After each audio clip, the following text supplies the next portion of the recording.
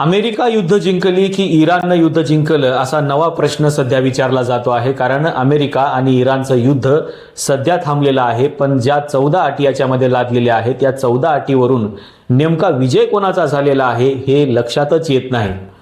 आता काही राष्ट्रांचं म्हणणं आहे की अमेरिका ही युद्ध जिंकलेली आहे आणि इराणचं म्हणणं आहे की हा आमचा विजय आहे. नेमकं या 14 अटी एकदा आपण बघितली म्हणजे ही अट टाकलेली आहे. ती अट अशी आहे की इराण, लेबनॉन आणि इतर आघाड्यावर लष्करी कारवाया थांबवून युद्धबंदी करण्यात आलेली आहे. दुसरी महत्त्वाची गोष्ट म्हणजे अमेरिकेनं या करारामध्ये हे मान्य केलेलं आहे की इराणचं जे सार्वभौमत्व आहे हे इराणचं सार्वभौमत्व अमेरिकेला मान्य आहे आणि अमेरिका इराणचे सार्वभौमत्व राखेल आणि देशांतर्गत बाबीमध्ये आता इथून पुढे कधीही अमेरिका हस्तक्षेप करणार नाही.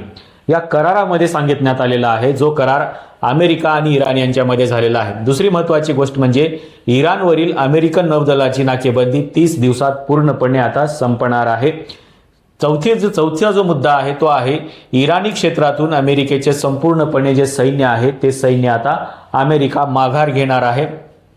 जागतिक तेल वाहतुकीचा जो मुद्दा होर्मुझ बंदरामध्ये निर्माण झालेला होता तिथल्या देखील अटी सर्व मान्य झालेल्या आहेत. इराणने ज्या अटी टाकलेल्या होत्या त्या अटी मान्य झालेल्या आहेत, पण तरीही ही जी होर्मुझ समुद्रधुनी आहे ही 30 दिवसामध्ये आता खुली केली जाणार आहे.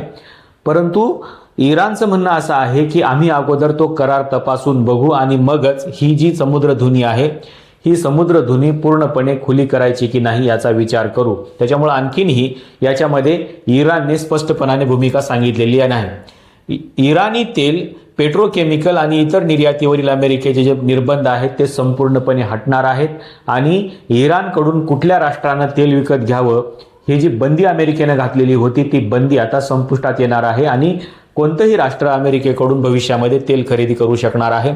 अमेरिकेने ज्या अटी इराणवर टाकण्याचा प्रयत्न केलेल्या होत्या त्या सगळ्या अटी इराणने धुडकावून लावलेल्या आहेत.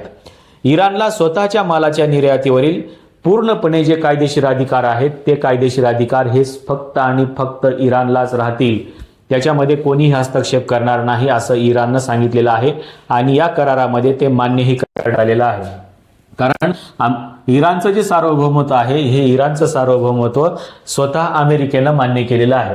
अमेरिका आणि आखाती देशाकडून इराणला 28.5 लाख कोटी रुपयांचं पॅकेज जाहीर करण्यात आलेलं आहे. अर्थातच हा पैसा अमेरिका आता इराणला देणार आहे. किती देणार आहे तर 28 लाख कोटी रुपयांची भरपाई ही अमेरिकेकडून इराणला दिली जाणार आहे. त्याच्यामुळं अमेरिकेमधला हा जो काही आखाती देश आहे त्या आखाती देशांकडून हा पैसा जमा करून अमेरिका इराणला देणार आहे. याचा अर्थ असा आहे की शेवटी अमेरिकेला इराणला जी नुकसान भरपाई आहे ती नुकसान भरपाई द्यावी लागलेली आहे. दुसरी महत्त्वाची गोष्ट म्हणजे जो पैसा इराणचा सील करण्यात आलेला होता तो देखील पैसा अमेरिकेनं इराणला द्यायचं मान्य केलेलं आहे. दुसरी महत्त्वाची गोष्ट म्हणजे जो अणुमुद्दा होता याच्यामधला या पूर्णपणे निर्बंध मुक्तीसाठी 7 दिवसाचा निगोशिएशन काळ देण्यात आलेला आहे. दुसरी महत्त्वाची गोष्ट म्हणजे NPT अंतर्गत इराण कधीही अणुबॉम्ब बनवणार नाही एवढी एक लेखी अट अमेरिकेनं इराणला सांगितलेली आहे आणि इराण तो मान्यही करेल असं आता दिसायला लागलेलं आहे. दुसरी महत्त्वाची गोष्ट म्हणजे चर्चेच्या काळात अमेरिका नवे सैन्य जमवणार नाही किंवा नवे निर्बंध लादणार नाही असं अमेरिकेलाच बंधन घालण्यात आलेलं आहे. म्हणजे इराणला नाही तर अमेरिकेला तशा प्रकारचं बंधन घालण्यात आलेलं आहे. दुसरी महत्त्वाची गोष्ट म्हणजे चर्चेच्या प्रारंभीच इराणी 1.25 लाख कोटी रुपयांची संपत्ती डिफ्रीज केली जाणार आहे. म्हणजे मी जे तुम्हाला म्हणालो होतो की अमेरिकेने इराणची संपत्ती फ्रीज केलेली आहे ती आता डिफ्रीज केली जाणार आहे. दुसरी महत्त्वाची गोष्ट म्हणजे कराराच्या कायदेशीर अटी वेळेत पूर्ण करण्यासाठी संयुक्त समिती स्थापन करण्यात येणार आहे. आणि सगळ्यात 14वा महत्त्वाचा मुद्दा म्हणजे हे सगळं कोणाच्या देखरेखीखाली होणार आहे तर ते संयुक्त राष्ट्र सुरक्षा परिषदेच्या म्हणजे युनायटेड नेशनच्या सिक्युरिटी काउन्सिलच्या अंडर हे सगळ्या गोष्टी पूर्ण केल्या जाणार आहेत किंवा याच्यावरती सगळं लक्ष ठेवून राहणार आहेत आणि त्यांच्या अंडर म्हणजे अंतिम कराराची औपचारिकता आणि त्याची घोषणा हे संयुक्त राष्ट्र संघाची जी काही सिक्युरिटी काउन्सिल आहे ती सिक्युरिटी काउन्सिल याची घोषणा करणार आहे. या 14 अटी या करारामध्ये मान्य करण्यात आलेल्या आहेत. यावरून असं दिसायला लागलेलं आहे की इराणने ज्या काही अटी अमेरिकेवरती टाकलेल्या होत्या त्या अटी शेवटी अमेरिकेला मान्य कराव्या लागत आहेत की काय, कारण सार्वभौमत्व मान्य केलेलं आहे, त्याच्यानंतर होर्मुझचा मार्ग जो आहे हा पूर्णपणे उघडायचा की नाही हे इराण ठरवणार आहे, कारण अमेरिकेने जर सगळ्या अटी मान्य केलेल्या असतील तरच आम्ही उघडू असं त्यांनी सांगितलेलं आहे.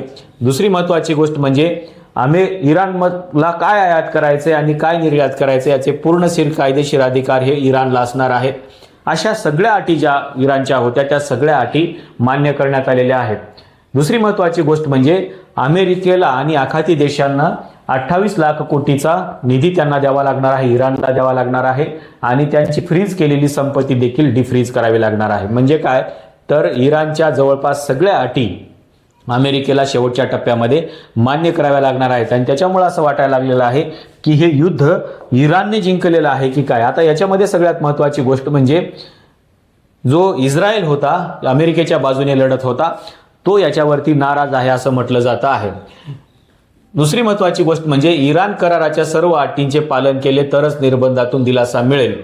अमेरिकेने सध्या कोणत्याही तात्काळ आर्थिक मदतीची पुष्टी केलेली नाही किंवा स्पष्ट नकार दिलेला नाही. म्हणजे इथे जे काही आहे सगळ्यात महत्त्वाचा जो मुद्दा आहे तो महत्त्वाचा मुद्दा पुढचा असा आहे की हे जे काही इस्रायल आहे या इस्रायलनं त्याचे जे काही सुरक्षा मंत्री आहेत इतमार बेन ग्वीर यांनी असं म्हटलेलं आहे की हा ट्रम्प यांचा वैयक्तिक करार असून इस्रायल याला बांधील नाही, दक्षिण लेबनानमधून सैन्य हटणार नाही. म्हणजे आता इस्रायल देखील अमेरिकेच्या अगेन्स्टमध्ये असलेलं पाहायला मिळते आणि त्यांनी असं म्हटलेलं आहे की हा पूर्णपणे जो करार आहे हा करार अमेरिकेचा वैयक्तिक करार आहे, त्याच्यामध्ये इस्रायल सहभागी होणार नाही किंवा इस्रायलचा हा करार नाही.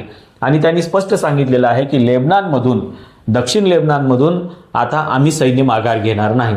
अमेरिकेने जरी सैन्य माघार घ्यायचं ठरवलेलं असलं 30 दिवसामध्ये सगळं क्लिअरन्स करायचं ठरवलेलं असलं तरीही इस्रायल इराणमधलं आपलं सैन्य माघारी घेणार नाही असं इराणचे जे काही सुरक्षा मंत्री आहेत त्यांनी सांगितलेलं आहे. त्याच्यामुळं हा करार अमेरिका आणि इराण यांच्यामध्येच आहे, इस्रायलची आणखी भूमिका स्पष्ट झालेली नाही असं दिसायला लागलेलं आहे.